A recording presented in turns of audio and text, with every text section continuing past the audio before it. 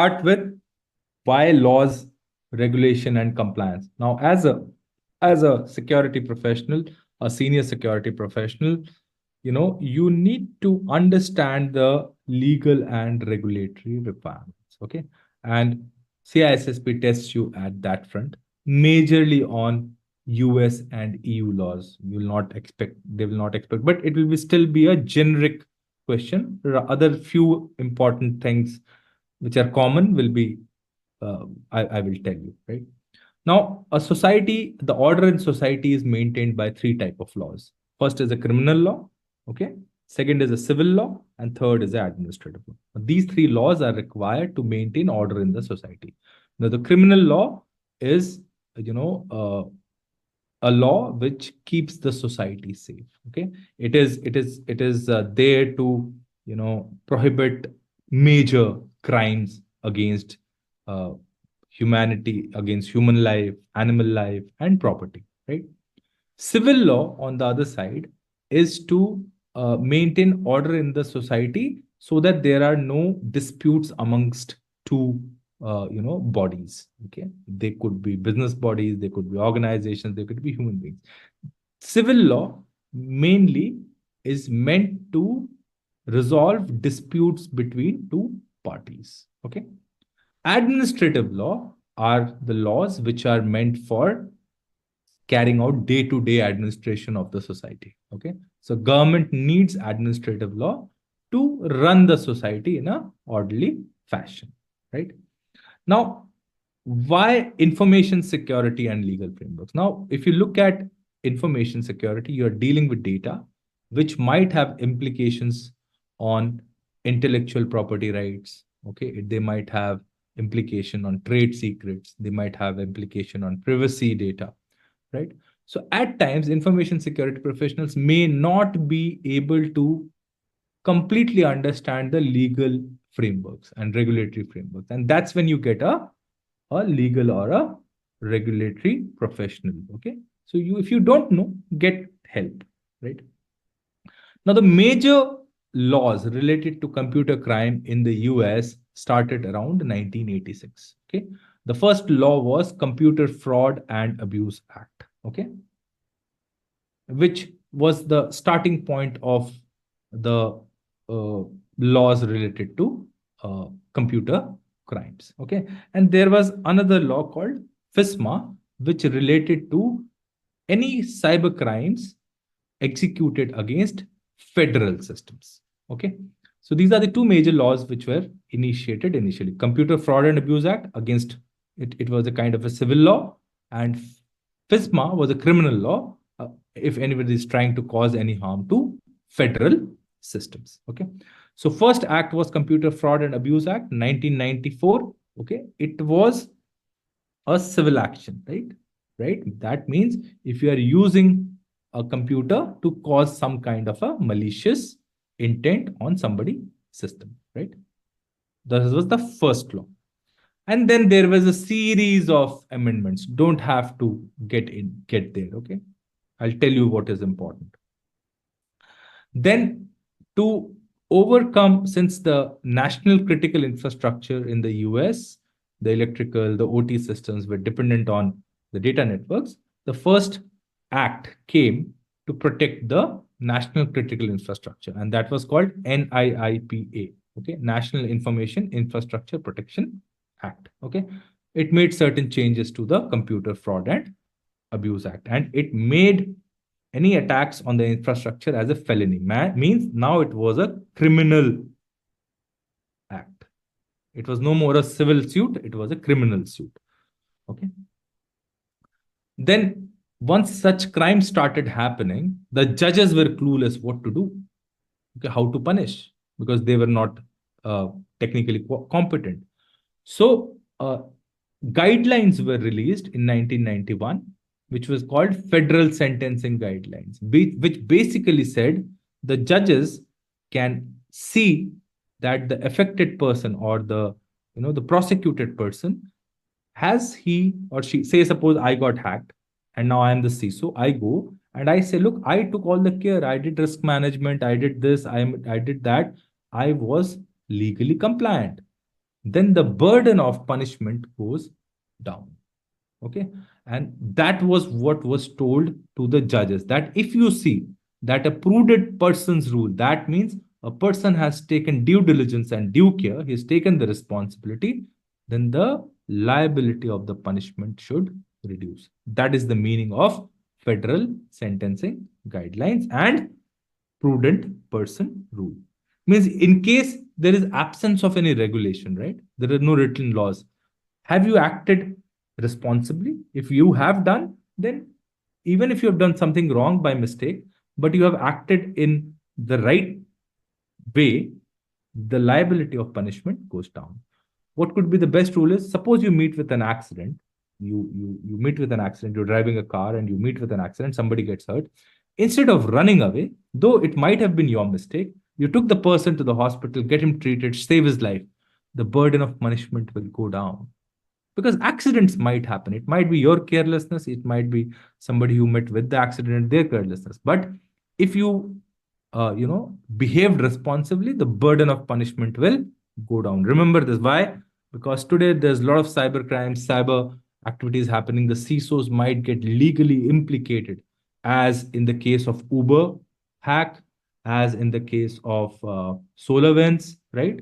The CISO has been implicated. So what happens is, if you are able to prove your due diligence and due care, then the burden of punishment will reduce. Right. Now, the first major act which came in 2002 was called the FISMA. Okay. This was Federal Information Security Management Act. Now, FISMA was for the federal agencies, that is the government agencies of US. Okay. As per FISMA, all government organizations were supposed to carry out risk assessment, have policies and procedures, plans for networks, training, awareness, security, threat detection. All this was part of the FISMA Act. Okay. And NIST, National Institute of Standards and Technology, was made responsible for issuing guidelines which could be followed by federal agencies to implement the clauses of FISMA. Okay. That's where the importance of NIST came in. Then there were a series of laws which were passed, for cybersecurity. Okay, not very important, but FISMA was first major turning point. Okay, and then by 2014, National Cybersecurity (NCPA) was passed as an addition to FISMA. Right. So this is laws pertaining to cybercrime in US. Okay. Now, another thing, once you are in an organizational processes, to understand what is intellectual property. Now, say suppose you are CISO of a company which has a lot of intellectual property. You are CISO of a company which does research into medicine. So you might have a lot of patents. You might have a lot of research going on. So intellectual property is the means by which you protect the research data or intellectual property data of your organizations. There are many ways in which you can protect your intellectual property. Some of them is copyright, right? Now, copyrights, you have copyrights on something which is original work. Okay, you write a book, it is automatically copyrighted, right? If you write a book, put an author name, it is automatically copyrighted for 15 years, right? Now, if you write some blog on a digital platform and you want to protect it, how do you protect that? That's your copyright, right? You can protect it using something called Digital Millennium Copyright Act, DMCA. We will see DMCA further. Okay. So you can protect your digital content using Digital Millennium Copyright Act so that nobody is able to copy your digital products. Okay. Then you have trademarks. Trademarks are your symbols and logos. You can protect them using trademarks. Patents are original works which you research or some original idea which can be manufactured into a product. Patents give protection to your intellectual property or research. How do you protect software? Software can also become part of intellectual property. Say I made a software myself. I would like to protect it. So how do I protect it? Can I protect it by copyright? Can I protect it by licensing? Can I protect it by certain rules and regulations? That's what is meant by how to protect intellectual property. Okay. You might also have trade secrets. What are trade secrets? I make KFC burger. Okay. How is it made? I don't know the technique.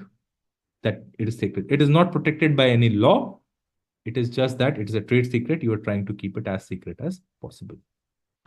Licensing today is been become one way of protecting your software. You have open licenses. Okay, if you have made an open source software, you want to protect it, you can give open licenses. Open licenses are given by Apache Open License.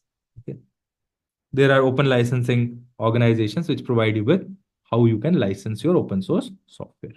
Okay, you can also have import export controls on intellectual property. You do not want a critical algorithm to be passed to your enemy country. Okay, like US does not export critical softwares and hardware to their enemy countries. Like they don't, of course, they don't export it to China, North Korea, Syria. Okay, so they do not, right? Because they have an import-export embargo. So as a security professional, you need to, if you are in such a critical space, you need to understand that are you dealing with intellectual property and does it form under the purview of any kind of import-export laws? Okay, so copyright and DMCA, it saves the literary form of work. Okay. It proves the original work of authorship. Right. Copyright protection, what is it given? 70 years after that. If you have written a book, up to 70 years, your work is protected. Nobody can use it without giving some kind of a royalty to you. If they want to publish it, they have to pay you. Okay. If the work is anonymous, you wrote an anonymous book and you didn't reveal, then 95 years from the date of first publication, whenever it was published first, or 120 years from the date of creation, whichever is shorter. Okay. Digital Millennium Copyright Act was incorporated in 1998 to protect digital content. And what was happening early 90s, there was a lot of liability on the internet service providers. Okay. Why? Because internet service provider became the medium through which the attack was launched, right? Or the copyright was violated. So when DMCA came in, they reduced the liability of the internet service providers. Okay. They said that internet service providers are not to be blamed because they are giving a service unless the ISP is aware that something wrong is happening and they are intentionally trying to cover it up. Okay. That, DMCA provided that cover to internet service providers. What are trademarks? Slogans which you use for a company. You can ask for a trademark. Like in India, you can go to the Indian Trademark Association, apply for a trademark, and your trademark gets registered. Okay. Once you are on receipt of your application, you are given R. And once your application is approved, you are given TM. So say I have Protect Academy, I have applied for, then I can put R. That means I've applied for a trademark. And once it is allowed, approved, then I will have a TM, trademark, in a circle put. Okay. It protects your logos and your slogans. Patents, original work. Okay. You have two kinds of patents, utility patents. That means you say that, I've made this. You originally don't produce, you just produce the idea. Okay. So that is called utility patents. And there are design patents. You've created a design and you are trying to protect that design. Okay. It is protected for 20 years. Any patent is protected from 20 years. Design patents are protected for 15 years. Okay. This is just for your information. Then you have trade secrets. Trade secrets are best protected using a non-disclosure agreement. Some employee comes, they are making know the secret. You make them sign NDA that you will not reveal the secret of our company. Okay. Now, Economic Espionage Act was an act in the US wherein if I am stealing your trade secret and passing it to my competitor, I was made legally liable, under which I could go to prison. So this is Economic Espionage Act was one of the way of protecting the trade secret. Okay. Licensing is of many types. You have shrink wrap. Earlier days we used to get a CD on which there was a small plastic cover. The moment you open it, you have agreed to the content of the service provider. These days, you just scroll up and say, I agree. That is called click through. And you have something like cloud service license, wherein they flash the legal terms and they say that since you are using the service, we have flashed the agreement. you agree with the licensing requirements. Import export, there are many laws for import export, right? India also has its own law. US had two major laws. One was the ITAR, which was controlling any kind of explosives and critical, defense equipment, and you were not allowed to sell it to, if you are say Boeing, right, and you are making F-16 or F-18, okay, you are not allowed to sell it to the technology to the inimical countries of US like China or North Korea, right? And similarly, there was a export control called encryption export control, EEC. Okay. Now, EEC did not allow you to sell any kind of a critical software or cryptographic, algorithms to your inimical countries. Okay. So, encryption export controls, ITAR, and there was a law called Wassenaar Agreement. Okay. Now this Wassenaar Agreement does not exist. It has been replaced by ITAR, basically control on your export control list for critical equipment. Right. Okay.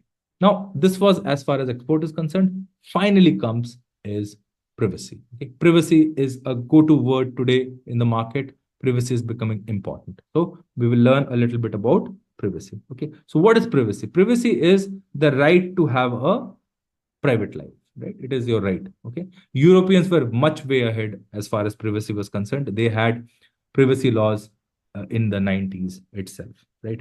US had its own kind of a privacy law. First was something called the Fourth Amendment. The Fourth Amendment was to their constitution. Fourth Amendment was the basis for privacy in US.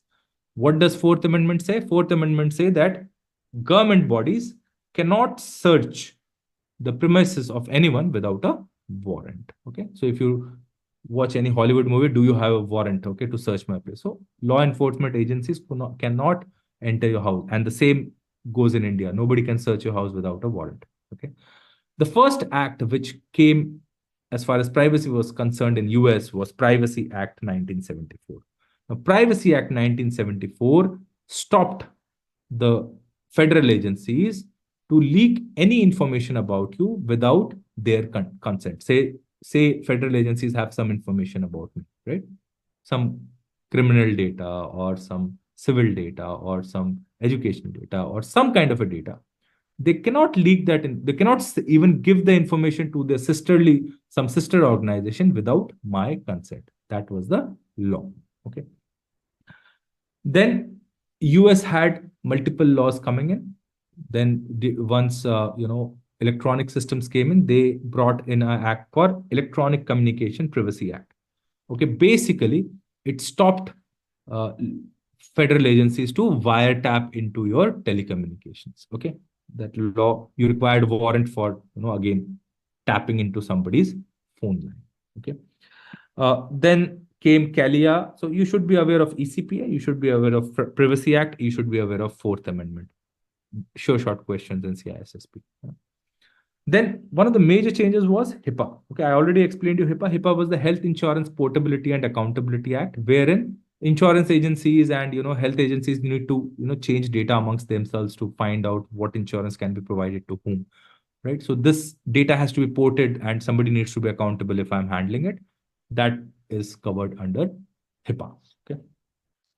Now then change to HIPAA was introduced and it was called HITECH. The HITECH was introduced in 2009.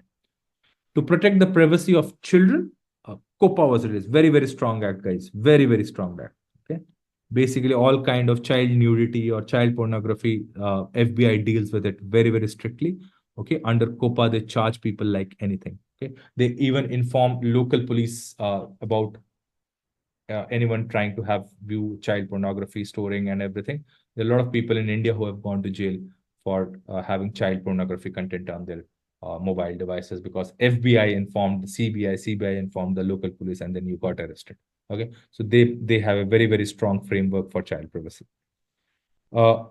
Then those who have worked in the SOX, we have a chartered accountant amongst us. Okay, so Graham-Leach-Bliley Act of 1999 okay, was a law introduced in the financial industry. Now, prior to that, it was very difficult to obtain your credit data. Okay, if banks want to give you a loan, they want a credit data, right?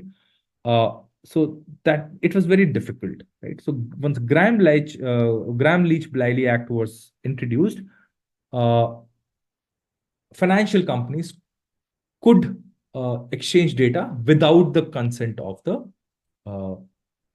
there was a relaxation in obtaining consent from the customers. Okay, so that was GLBA provided that, and that's where Sumodh was telling yesterday. So there was relaxation in US, right? Then once 2001 attack happened, US enacted something called the Patriot Act. Now, Patriot Act was anti-privacy act and anti-Fourth Amendment. Okay, so it allowed US federal agencies to wiretap into your internet connections, and it gave power to ISPs to reveal any malicious activity. Right, you could go to jail for 20 years without even getting convicted. Okay, the act was very, very strict. Then US introduced something called FERPA, okay, Family Education Rights and Privacy Act. Okay. Now, the moment you say, if I'm trying to protect student information, college information, your privacy data as far as education is concerned, you will come to know FERPA, because Family Education Rights and Privacy Act. Knowing this much is more than enough for CISSP. Then you had, to protect identity, you had ITAD, okay, Identity Theft and Assumption Deterrence Act 1998. Okay. Now, EU was very, very particular with privacy, and it put a law for privacy, which was earlier than GDPR. It was called EU Data Protection Directive. Now, that was very strict. It said you need the consent of the customer. You need to have a contract. You had to have a legal obligation for any leakages. Okay, you have to keep the considerations of the subject or the customer. Okay, the customer should have the right to access the data which you are storing, the right to know from where you picked up the data, right to correct any kind of incorrect data, right to withhold consent. I can say I don't want you to reveal, and right of legal action on violation. Okay, it was very strong in the 1990s only. And then came GDPR in 2016. Now, GDPR is a very, very restrictive privacy regulation. Okay. And the key provisions are flashed on the slide. You have to be very lawful, fair, and have to be transparent. You have to have purpose limitation. Purpose limitation means if you are collecting data for a particular purpose, you won't need to collect data only for that purpose. Okay. You cannot collect the entire data and say, oh, I collected for this purpose, I've stored the data for the next purpose. You cannot do that. You have to have data minimization. Whatever data you require, only collect that data. If you need the name, only collect the name. If you need the address, you only collect the address. Don't collect the phone number. Like in India, everyone collects everything. You cannot do that. Okay. Data should be accurate. You have to have storage limitation, that if there is a time boundation that you will store the data only for 6 months, then after 6 months, you should supposed to delete it. You need to secure it, and somebody needs to be made accountable for the data. Right? Now, as per GDPR, you cannot share the data out of the EU's boundary, other than with US, because US and EU have a data sharing contract. Okay. Canada has its own privacy law called PIPEDA, Personal Information Protection and Electronic Document Act. Okay. California has its own law called California Consumer Privacy Act. So California is a state in US, and it has its own law.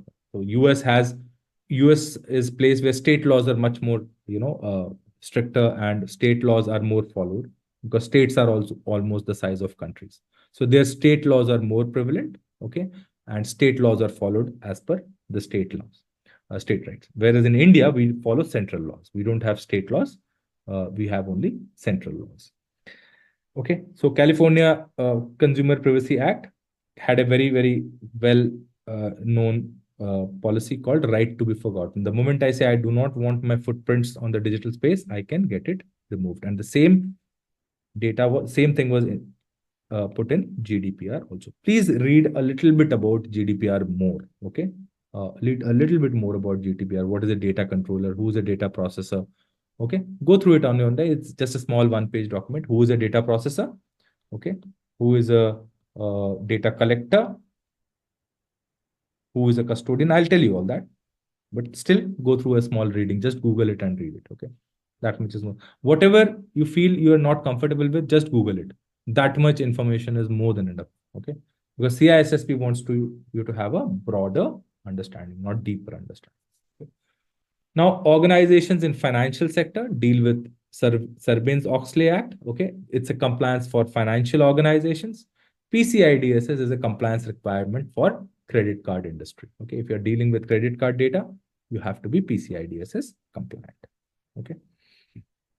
Now, once you're contracting and procuring something from external vendors, you need to have governance in place. Okay. Now, this is where the third-party governance comes in. Okay. Laws, regulations are there. So once you are contracting and procuring also, you might be under certain legal and regulatory requirements. Okay. Like FedRAMP. Okay. If you know FedRAMP, if you want to have a cloud product, okay, and you want to sell it to US government, you need to be FedRAMP certified to put it on the cloud marketplace so that federal agencies can buy from this cloud marketplace. Okay. So such kind of requirements you have to keep in mind what kind of contract you are going to have with your third parties. Thank you for watching. Don't forget to subscribe our channel.